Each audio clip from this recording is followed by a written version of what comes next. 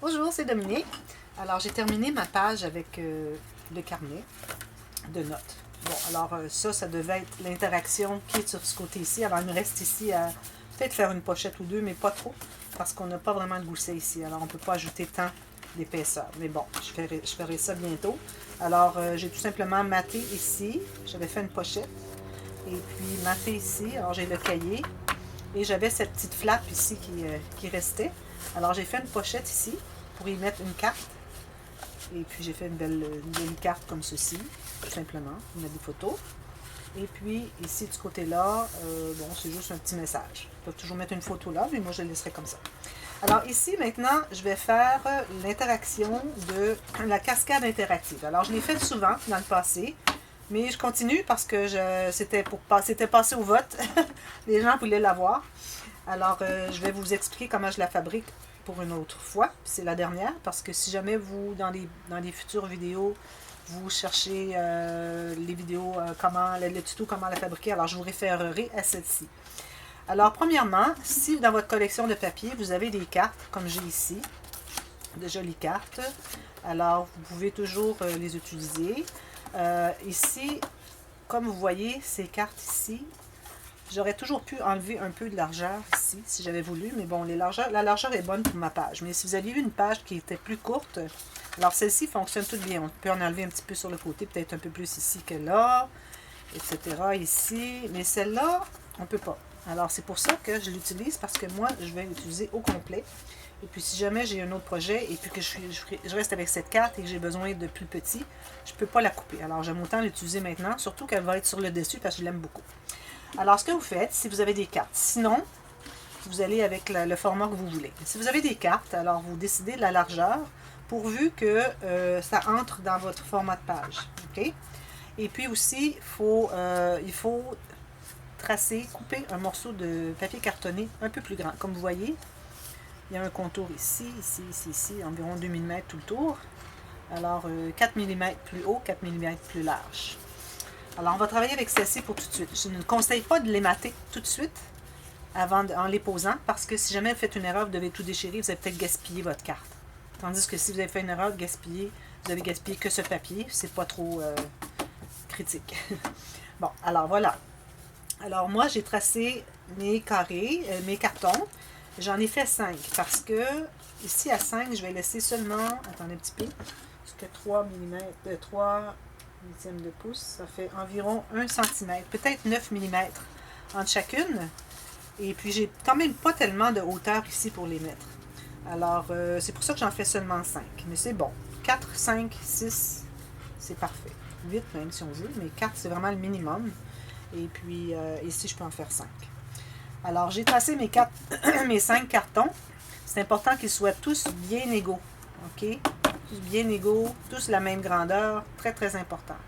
J'ai celle-ci ici qui a peut-être une petite affaire à enlever. Je viens de m'apercevoir que celle-là est peut-être un petit peu trop large. Voilà, c'est mieux. Bon. Ensuite, alors ça c'est du papier cartonné. Si vous avez du papier cartonné qui est plus épais, alors comme je dis, le grammage environ 150-160, c'est ce que j'utilise pour tous mes albums. Mes cartes, pour toutes les pages, toutes les flaps, tout ce que je fais. Excepté quand on fait la cascade interactive, là, on doit avoir un papier cartonné beaucoup plus mou, comme vous voyez. Alors ça, c'est du, je sais pas, 110, je sais pas, je peux pas vous dire, mais vous voyez l'épaisseur. C'est du papier cartonné, c'est pas du papier mou, mais beaucoup plus mince que celui-ci. Alors, c'est pour donner de la souplesse à la cascade interactive. Alors là, je me suis taillé une bande d'environ peut-être un peu moins que 30 cm. Mais de toute façon, je vais en avoir trop. Je vais enlever ce que j'ai de trop, mais je ne prends pas de chance. Alors, je devrais vraiment être certaine d'en avoir suffisamment. Alors, j'ai pris toute la largeur de ma feuille qui a 28 cm de haut. Alors, je vais tracer avec ma planche à tracer une ligne à tous les 9 mm environ. 1 cm. 1 cm, je pense que ça va être bien. Il faut que vous fassiez l'expérience, le test, à savoir si vos cartes, quand vous allez les avoir, quand l'interaction va être terminée, alors une en haut ou presque, peut-être à 2 mm du bord, et si j'essaie 1 cm entre chacune, à savoir où est-ce que ça arrive dans le bas de ma page. Parce qu'il faut qu'il reste quand même un peu d'espace pour avoir la tirette. Alors, il me reste environ 3 cm ici. Non, 2 cm. Désolée, je ne suis pas habituée tellement avec les centimètres, je fonctionne plus avec le système impérial en pouces. Alors, si j'ai 2 cm ici, c'est vraiment le minimum. OK? Alors, je correcte avec 1 cm entre chacune de mes pages. Alors là, j'ai fait mes 5 lignes de pliure. Alors là, je recommande de commencer par celle qui est la plus éloignée du bord. Et vous la pliez, vous assurez que tout soit bien égal, perpendiculaire sur les côtés. Parallèle, je devrais dire.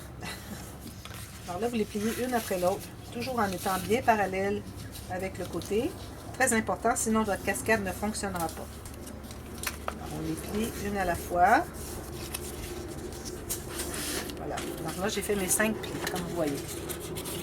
Maintenant, ce qu'on va faire, au premier pli, ici, je vais tracer pour trouver le centre. Alors ici, mon centre, il est exactement ici. Je fais une petite marque au crayon. Pas sur le bord, mais juste ici. Okay? Ensuite, je vais faire la même chose avec une carte. Juste une. Ce n'est pas nécessaire de le faire à chaque carte. Alors, le centre est ici. Je fais ma marque au centre. Alors là, ce que je vais faire maintenant, c'est que je vais mettre la colle sur ma bande. OK. Bon, alors là, ce qu'il faut faire, c'est qu'il faut centrer avec la marque que je m'étais faite au crayon et celle que j'ai ici. La centrer et la mettre vraiment perpendiculaire, parallèle au bord ici, qui est perpendiculaire ici. Alors, je vais juste presser rapidement ici. Je vais l'ouvrir délicatement et je vais aller mesurer avec ma planche, à savoir si ça a l'air bien droit. Alors, moi, je vois ici que ça a l'air bien droit. Alors là, c'est correct. Je vais solidifier, je vais appuyer ici. Si jamais ça n'avait pas été droit, alors on pourrait jouer avec un peu, tant qu'on n'a pas solidifié. Ensuite, j'ai pris la deuxième. Alors là, je vais placer la deuxième. Là, ce n'est pas nécessaire de marquer parce qu'on sait, pourvu qu'elle soit égale à la première. OK? Alors, je la place ici. Alors, bien égale avec la première. Bien égale. Et puis ici, vraiment bien parallèle avec le bord de votre pli et juste au bord. Je vais vous montrer. Alors, je fais une première pression. Alors, vous voyez, on est juste au bord. Je sais que c'est noir, c'est difficile à voir, mais j'ai laissé à peine un demi-millimètre. Et puis, je suis bien égale sur les côtés. Là, on va l'ouvrir. Puis, on va voir si on a ajusté. Alors, si on a ajusté, ce qui est le cas ici, on va l'ajuster. OK? Alors, il faut qu'on soit bien égal. Alors, il ne faut pas qu'on voit la pointe ni d'un bord ni de l'autre. Quand c'est le cas, on presse. Alors, la deuxième est solidifiée. Maintenant, la troisième. Alors là, la troisième, il y a une petite vérification supplémentaire à faire. Alors, je fais la même chose, égal en haut, bien parallèle avec le bord de mon pli. Rapidement ici, je l'ouvre délicatement. Je vais vérifier si mes pointes paraissent. Si oui, je vais tasser un petit peu. Alors là, j'ai dû tasser vers le haut. Et ce qu'on doit faire aussi, un petit peu, c'est vérifier si l'espace ici est le même. Si c'est bien droit, bien parallèle, si l'espace est le même. Si c'est le cas, c'est parfait. Sinon, on peut toujours ajuster. Une fois que c'est bien ajusté, on presse et c'est finalisé. Deuxième, c'est-à-dire quatrième. Deuxième avant-dernière, finalement. Celle-là, encore une carte. Alors, en haut, bien parallèle à mon pli. Je presse délicatement, je l'ouvre délicatement. Oups, vous voyez, je n'avais pas vraiment pressé beaucoup, hein? C'est ça qu'il faut faire. Comme ça. Et je vais l'ouvrir délicatement. Je vais ajuster avec le coin ici, que ce soit bien parallèle. Et je vais aller voir ici pour voir si les espaces sont les bons. Alors, d'après moi, c'est bien. Je vais le pousser une petite affaire. OK. Tout est égal ici. Tout est égal ici. Parfait. Je vais solidifier. Dernière.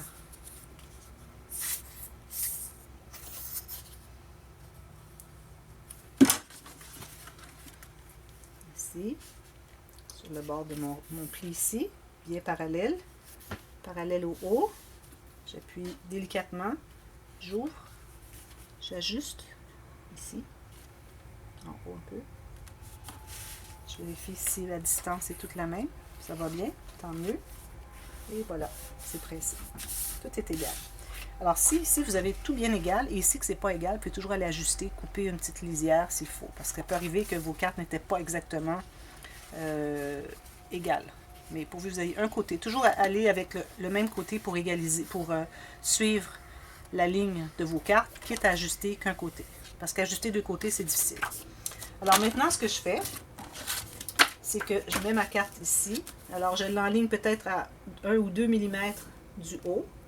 Et je me fais une marque à 1 ou 2 mm du bas sur ma flappe, sur ma bande ici. Et là, je vais la couper parce qu'elle est trop longue. Alors, j'aime autant l'avoir trop longue et la couper que de l'avoir trop courte et pas savoir quoi faire. OK? Et j'aime bien arrondir les coins, excusez. Alors, j'arrondis les coins de cette bande. Plus tard, on la couvrira.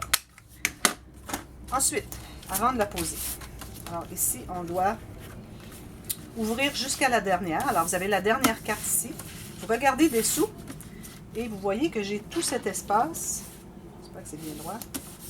Tout cet espace où je peux mettre une bande. Alors, une bande suffisamment longue, comme ceci. Alors, vous voyez de la dernière carte ici, jusqu'ici, c'est-à-dire de la première carte à la dernière carte, j'ai tout cet espace ici, mais il faudra vraiment être plus petit pour faire la bande pour attacher à la page. Alors, je vais couper un morceau approximativement, pourvu qu'il soit plus large que la page. OK? Alors là, je vais le coller. Alors, je le colle derrière la dernière carte. Voilà, comme ceci. Et je vais mettre la colle sur ma bande, ici, c'est-à-dire.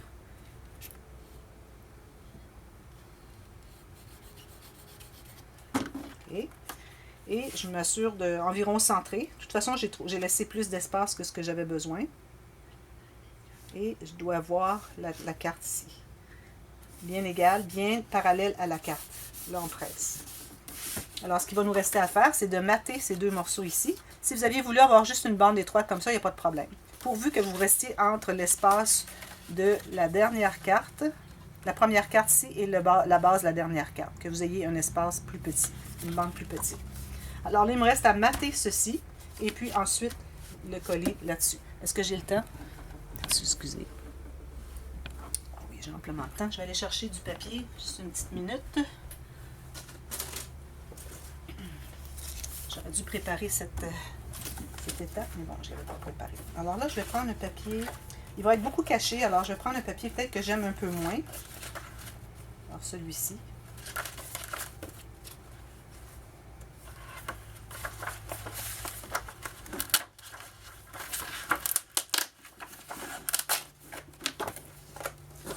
Alors là, ce que je dois faire, c'est de tailler un morceau qui est... Alors là, je vais mettre la... Ici, il y a comme des flèches. Alors, vu que c'est une tirette de ce sens-là, alors je vais faire les flèches dans ce sens-là. Alors ici, juste un peu moins haut que votre page et un peu moins large que votre page. Alors, je me taille un carré. J'ai laissé environ 1 cm tout le tour.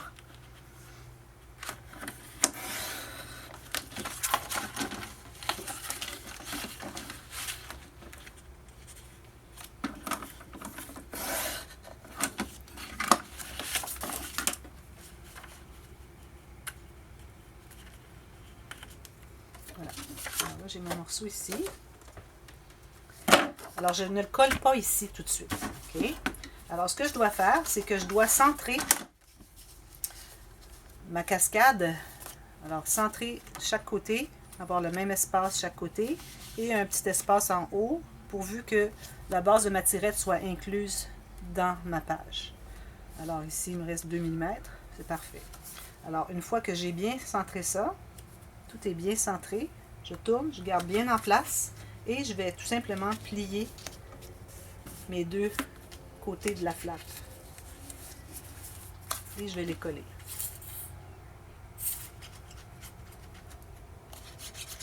Alors, c'est par ici que la cascade interactive va être fixée à votre page, tout simplement. Alors, je vérifie, tout est bien. Parfait. Ensuite, je peux la coller. Si vous avez des flaps qui ne sont pas plates, je conseille peut-être de mettre une petite ficelle, quelque chose, un petit ruban qui vient attacher. Mais je faisais ça auparavant, puis maintenant je ne le fais plus, puis ça fonctionne très bien. La colle est vraiment loin. Alors j'en ai plus, puis ça fonctionne bien. Tout est toujours bien plat. C'est pas un problème. Je mets un peu de colle. J'en mets partout, mais j'en mets très peu partout. Et je vais la poser ici. Alors je m'assure encore d'être le haut en haut et le bas en bas. Et je m'installe à 1 mm tout le tour, comme quand j'ai fait ma mesure pour mon papier. Bien centré. Voilà. Alors, si quand j'aurai un bouton, quelque chose ici pour tirer, voilà ce que ça fait. Quand vos cartes vont être matées, elles vont devenir plus lourdes, donc vous allez plus sentir la tension à chaque fois qu'il y en a une qui flippe. Et quand cette partie ici va être matée, parce que là, vous devez l'ouvrir, vous devez avoir un carré qui va couvrir tout ça, plus aller un petit peu plus loin dessous. Alors, je vais me tailler un morceau de papier de cette mesure, plus environ 2 cm. Mais il ne faut pas aller trop loin. Si vous voulez savoir jusqu'où vous pouvez aller, alors c'est jusqu'à là où est-ce que la dernière carte est pliée. Alors, c'est de ici à ici. Et c'est pas nécessaire d'aller aussi loin. Alors, moi, ce que je fais, j'aime bien l'ouvrir au complet. Et puis, je calcule ceci plus environ 2 cm. Là, je suis certaine que tout va fonctionner. Ça, c'est si vos cartes, si vous n'en avez pas 12. Si vous en avez 12, là, probablement que ça va continuer plus loin. Et puis, les cartes vont être rapprochées dessous. Alors là, ça serait trop proche. Mais si vous allez peut-être même 1 cm dessous ici, ce serait suffisant. Alors, il me reste à mater ça. Poser un petit quelque chose qui est de relief. Soit un bouton, ou soit un collant, ou un petit sticker, ou n'importe quoi qui est petit, que je peux monter sur du carton de poids moyen, comme je fais mes albums. Alors, question que ça soit relevé, puis c'est une tirette facile à prendre. Et puis, tout mater mes cartes. Alors voilà, c'est comme ça qu'on fait la cascade interactive. Si vous aviez eu un livre plus, si vous voulez avoir les cartes, supposons que vous voulez avoir des formats portrait. Alors, si vous avez une page plus étroite, mais plus longue, vous pouvez la faire en portrait comme ceci. Là, celle-là est longue, mais peut-être que ce serait comme ceci. Alors, vous pouvez les avoir en cascade dans ce sens pour le portrait. C'est la même chose. Voilà. Alors, s'il y a des questions, écrivez dans la boîte de commentaires. Et puis, sinon, bien, je vous souhaite bonne chance. Ça devrait bien aller. Plus ça va, plus je les ai facilement, puisque ça fonctionne facilement. Et puis, je vous reviens avec la prochaine. Alors, on a la filière décalée. C'est la prochaine technique, prochain tuto. Alors, merci d'avoir regardé. À plus tard. Bye bye.